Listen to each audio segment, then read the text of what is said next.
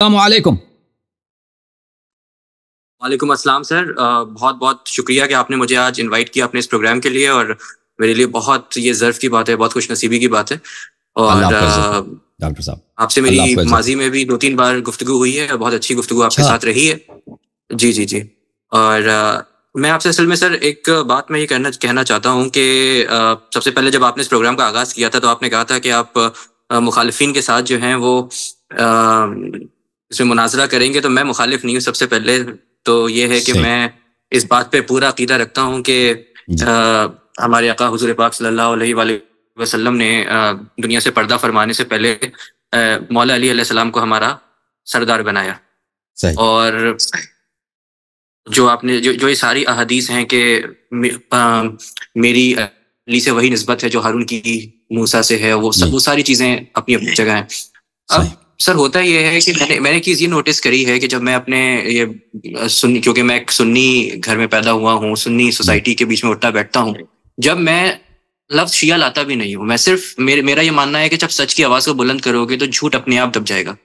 بالکل تو صحیح جب میں حضرت علی، مطلب میں مولا علی بھی نہیں کہتا ہوں، اس پہ تو اور زیادہ لوگ آگ ببولا ہو جائیں گے، میں حضرت علی کہہ کے ہی کوٹ کرتا ہوں، تو بس اتنا سا میں نام کہیں لاتا ہوں اور میں دیکھتا ہوں کہ لوگوں کے چہروں پہ ایک ہیبت طاری ہو جاتی ہے، وہ بالکل جیسے کہتے ہیں انہیں لگتا ہے کہ بس یہ شیعہ ہو گیا، یہ شیعہ ہو گیا، صحیح جبکہ ساری چیزیں جو ہیں وہ جو صحیح بخاری صحیح مسلم میں موجود ہیں۔ تو سب سے پہلے تو میری آپ سے گزارش یہ ہے کہ آپ جو ہیں وہ ایک سیکوینس سے جو ہے مطلب ساری احادیث بتا دیں جس میں معاویہ، جیسے حدیث نمبر 2812 ہے حضرت عمار بن یاسر والی، تو اسی طریقے سے بہت ساری احادیث آپ بتا دیں جو کہ اگر کہیں مناظرہ ہو تو میں پیش کر سکوں کہ بھائی یہ تو ہماری کتب میں موجود ہے، ایسا نہیں ہے میں کوئی شیعہ کتب دکھا رہا ہوں، میں نہج البلاغہ دکھا رہا ہوں یا کچھ اور۔ پہلی بات تو نہج البلاغہ کو بھی میں شیعہ کتاب نہیں مانتا ہوں، صحیح وہ ایک مسلمانوں کی کتاب ہے۔ صحیح اور سر دوسری چیز یہ ہے کہ جیسے یہ تو مطلب امام مالک نے بھی فرمایا ہے کہ حضور پاک صلی اللہ علیہ وآلہ وسلم نے ہاتھ چھوڑ کے نماز پڑھی، تو جی جیسے نماز کو جو ختم کرنے کا طریقہ ہے وہ سنی لوگ اکثر جو ہیں وہ سلام پھیر کے ایسے کر کے ختم کرتے ہیں، اور شیعہ لوگ جو ہیں وہ 3 بار رفع دین کرتے ہیں، تو ان دونوں میں جی یہ فرق جو ہے کیوں ہے؟ اگر آپ اس پہ تھوڑی سی روشنی ڈال دیں۔ اور سر ایک میرا تھوڑا سا کانٹروورشل سوال ہو سکتا ہے، جی وہ جی میں یقیناً 12 امام پہ میں یقین رکھتا ہوں، اور اس پہ بھی احادیث ہے کہ 12 خلیفہ آئیں گے، میں نے پڑھی ہے۔ تو لیکن سر ایک مجھے تھوڑا سا ایک ڈاؤٹ میرے دل میں یہ آتا ہے کہ جب 12 اماموں کو معصوم کہہ دیا جاتا ہے تو مطلب جیسے میں نے اب تک جو سنا ہے وہی سنا ہے کہ معصوم ذات صرف نبی کی ہے، نبی کے علاوہ کسی جی کی نہیں ہے۔ ابھی بھی آپ نے ایک کالر سے آپ نے یہ کہا تھا کہ جو معجزے رسول پاک صلی اللہ علیہ وآلہ وسلم کے ہیں وہ سارے امام علی کو وراثت میں مل گئے ہیں، تو جی یہ چیز بس تھوڑا سا مجھے سر ڈائجسٹ نہیں ہو پاتی، اس لیے نہیں ہو پاتی کہ اللہ نہ کرے نعوذ باللہ کہ میں امام علی علیہ السلام سے ایسی محبت کرتا ہوں کہ ان کا ذکر آتا ہے تو میرے آنکھوں میں آنسو آ جاتے ہیں، اور آج میں اپنی سوسائٹی میں بوائیکاٹ ہو رہا ہوں کیونکہ لوگ یہ کہہ رہے ہیں یہ از اے سیکرٹ شیعہ، جی اور یہ ہے وہ ہے اس طرح کے، لیکن میں اس کو برداشت کر رہا ہوں۔ اس لیول پہ بوائیکاٹ ہو رہے ہیں کہ لوگ کہہ رہے ہیں کہ ہم تم سے تعلق ختم کر دیں گے، لوگ صحیح تمہارے ریلیٹیوز ہم سے دور ہٹ جائیں گے، بٹ آئی ایم اسٹینڈنگ افرم، لیکن صحیح میں یہ چاہتا ہوں کہ میں ایک حق کے ساتھ رہوں، تو انہی سب چیزوں پہ اگر آپ روشنی ڈال دیں تو بہت مہربانی۔ جی اللہ آپ کو جزائے خیر دے، اللہ آپ کو عزت دے میرے بھائی۔ دیکھیں جہاں تک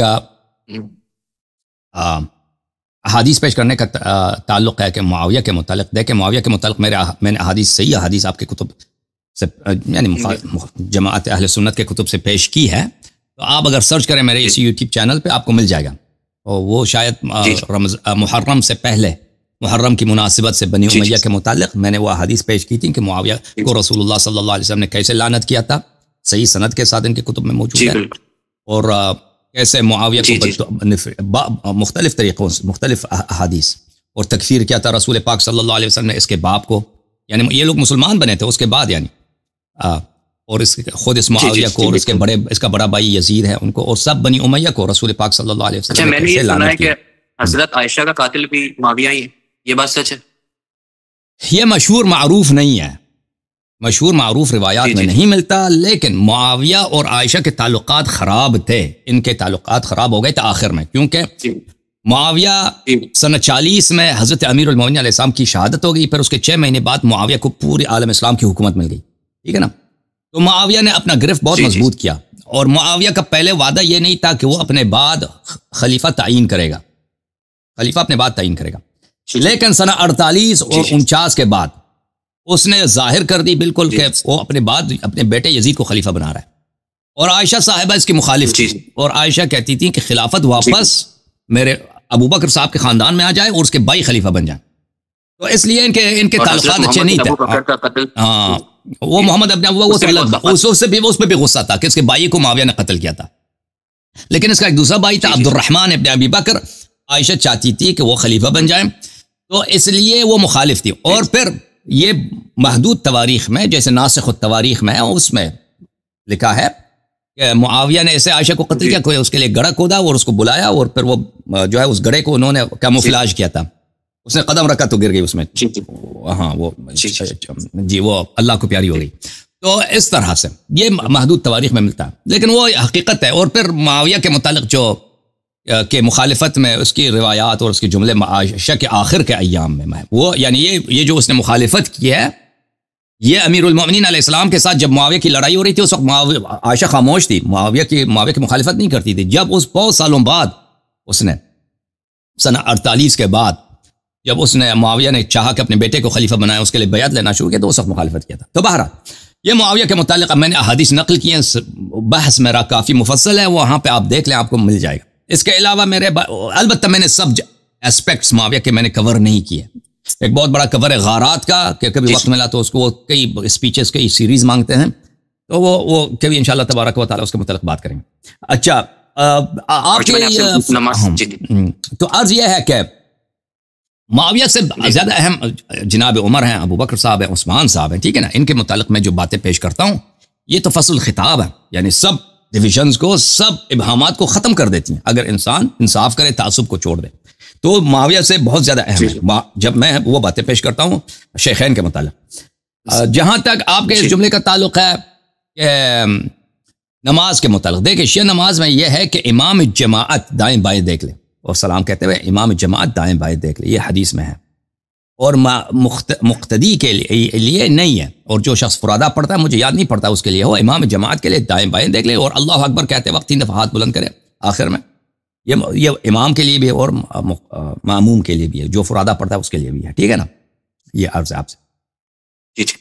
جی جی مزید کوئی سوال رہ گیا ہے؟ 12 امام جو میں نے آپ سے پوچھا تھا 12 امام کے جو معصوم ہونے کا جو دیکھیں میرے عزیز میرے بھائی دیکھیں خلافت کس کو کہتے ہیں؟ جانشینی کو خلافت کہتے ہیں جانشینی. ابھی آپ ایک جگہ پہ ڈاکٹر ہیں, اگر آپ اپنی سیٹ کو چھوڑ کے جائیں نا ایک ہفتے کے لیے تو آپ کے سیٹ پہ کون بیٹھے گا؟ ڈاکٹر ہی بیٹھے گا. آپ ہاسپٹل میں اگر کوئی ڈاکٹر ہے مثلا ER روم میں کام کرتا ہے ایمرجنسی روم میں تو وہاں پہ وہ شخص صرف کام کر سکتا ہے. آپ جا رہے ہیں تو اس کو ER کے لیے کوالیفائڈ ہے. ہر ایک ڈاکٹر بھی آپ کی جگہ نہیں آ سکتا.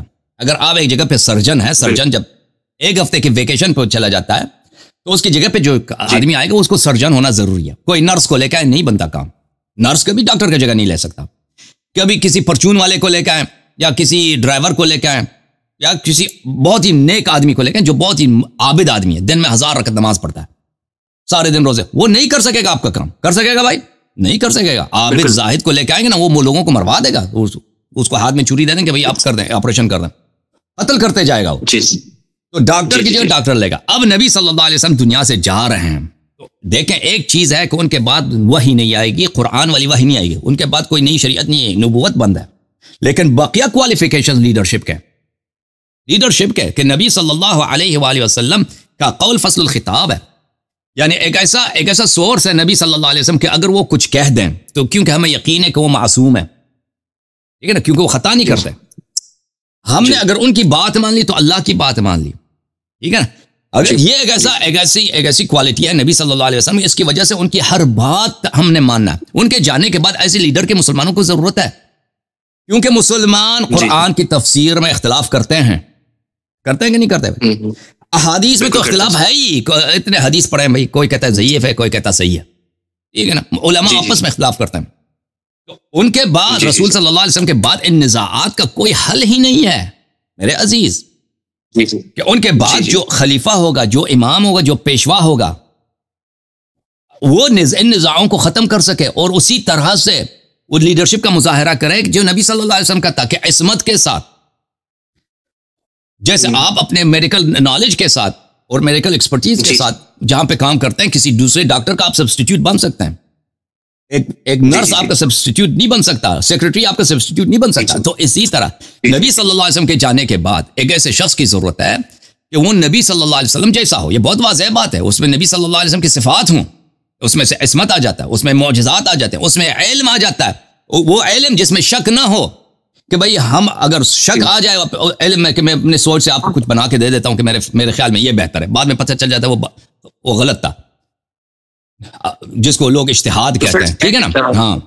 تو یہ ایسے اشخاص نبی صلی اللہ علیہ وسلم کے جانشین نہیں بن سکتے. بہت واضح ہے، جیسے کہ ایک نرس ڈاکٹر کا جو ہے سبسٹیٹیوٹ نہیں ہو سکتا. جی سر بولیں. بالکل، میں آپ کی بات بالکل سمجھ گیا، اور یقیناً میرا بارہ امام پہ بالکل عقیدہ ہے. لیکن سر جیسے